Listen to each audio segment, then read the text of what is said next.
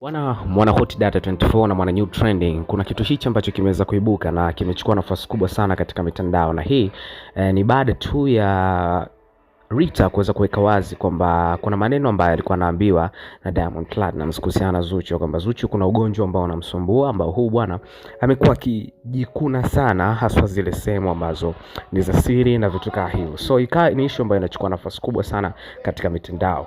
Sasa siku ya leo bwana Mange Kimambi ameamua kuweka wazi kwa kushare video ambayo alimuonesha Zuchu akiwepo anajiandaa kwa ajili ya performance yake. So lazima aweze kufanya training na vitu kama hivyo. So aliweza kuonekana akiweza kujikuna mbele za watu na vitu kama hivyo. So hiyo ikaanza kutoa kiashiria kwamba Zuchu anasumbuliwa na ugonjwa huu ambao of course kwa upande wa Diamond Platnumz umeonekana kama vile umekuwa ni kikwazo sana kwa upande wake. So imekuwa ni issue ambayo inachukua nafasi kubwa sana kwa sababu inaonekana kama vile Zuchu ana be underrated sana na watu au wananyanyaswa kwa mtindo wa kuweza kumsema weakness yake hii ambayo yuko nayo mpaka hivi sasa.